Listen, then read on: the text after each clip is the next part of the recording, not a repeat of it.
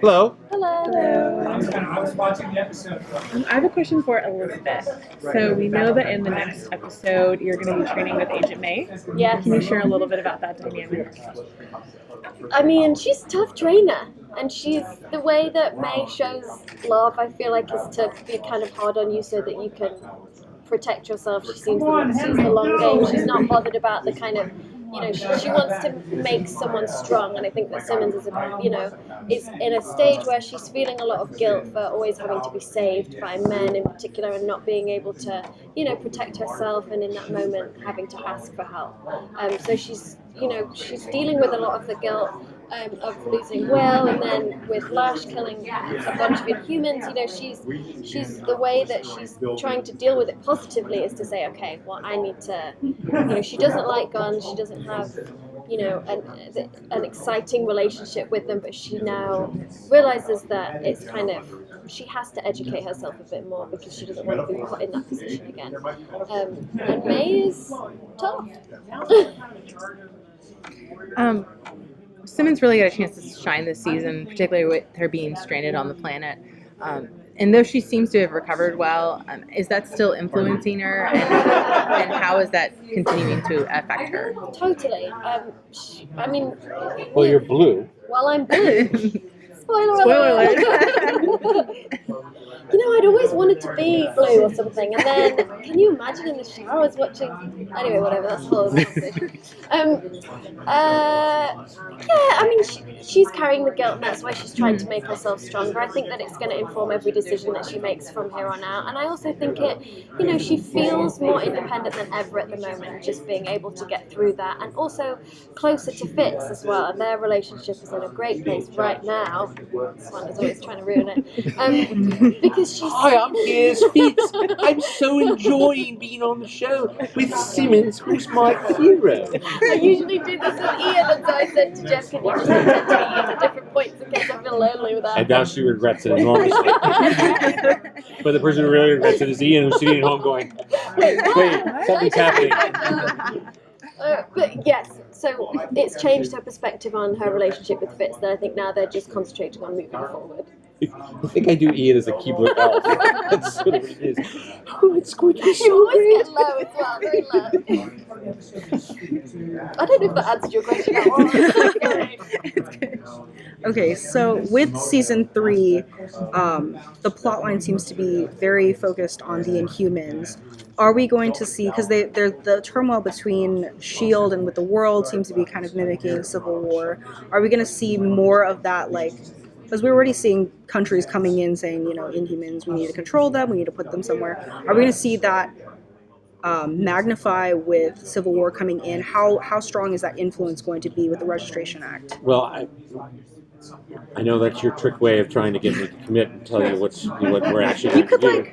Wind around it a little. But look, the thing that you always trap me into, and then I get in a lot of trouble, which is to say hashtag it's all connected, and then someone yells at me on Monday. But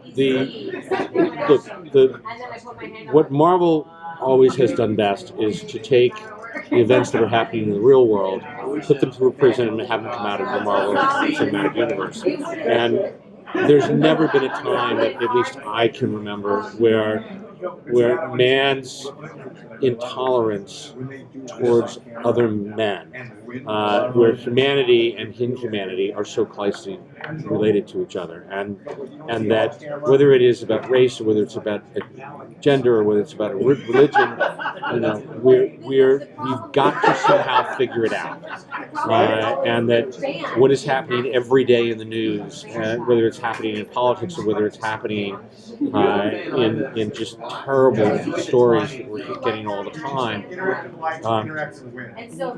That's really, in many ways, the story of what do we do about Inhumans? What do we do about powered people? Should they be destroyed? Should they be put someplace else? Should they be registered? Any of those things. And so that's what's currently happening in the Marvel Universe. And so, in that way, whether we're telling that story thematically or whether or not they're telling that story thematically in Civil War, those are the kinds of things that I think we can look at. And what's exciting for us is knowing that we're going to go into season 4, that we can start to plan and see what's going to happen to our world and how it can change and what will happen to S.H.I.E.L.D. and what will happen to people on S.H.I.E.L.D. Can you share a little bit about Marvel's Most Wanted? No. Look, it was something that we talked about at the very beginning of the season. One of the things that's very exciting about my job as the head of Marvel Television is that I get to play with all the toys in the box. And when it wasn't just that we were incredibly lucky that our cast embraced the characters of Bobby and Hunter, and also at the same time Agent Mac and also Lincoln. But it was also that there's a character in Bobby Morse that has a legacy and opens a door to a world that much in the same kind of way. And I think that's one of the things that makes Marvel so exciting is that when you look at a movie like Guardians of the Galaxy, that it's very different from Captain America: Winter Soldier, or that when you take a look at when you get to see Doctor Strange, how different that's going to be from, let's call it an Avengers film. And so, but we've been doing that also. And so, in the same kind of way, the thing that brought about the street level heroes that we've been doing on Netflix, or the Hell's Kitchen heroes, as we refer to them sometimes, it's very different from what's going on in Agent Carter or what's going on in Agents of S.H.I.E.L.D. And so when we first started talking about Most Wanted, it was important that it goes to a new place, that it doesn't feel like, S.H.I.E.L.D.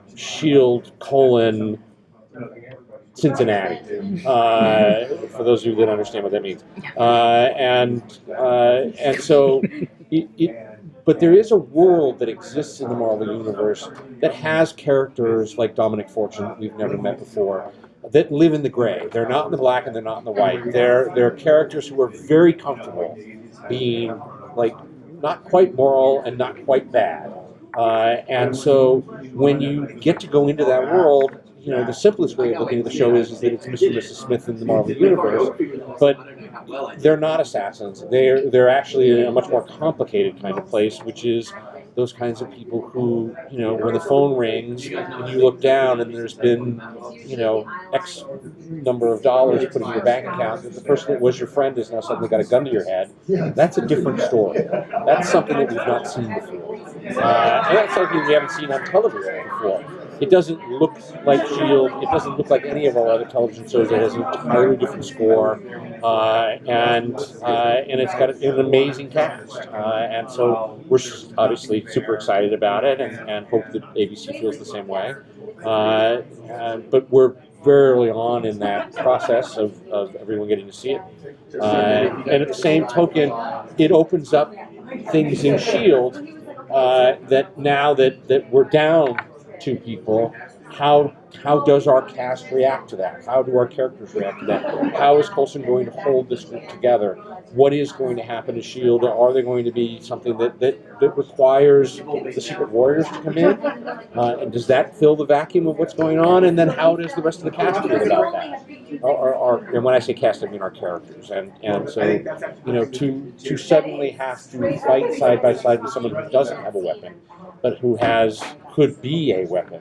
And also, there's always that ticking clock of that at any time, because of the way that people can go through teragenesis, almost anyone could suddenly wake up one day and have abilities. And how does that then change your life in a way that is incredibly grounded and real, and at the same time something that you can empathize with? Because all of us at some point face a turning point in our lives, and whether it's because your job is different, or something happened in your family, or who you are as a person, or what you've decided to do in terms of your personal life, those are all the things that I think that's the reason why what we're doing is hitting home and is getting people to be very emotional and care about our show and watch it in the droves that they're watching.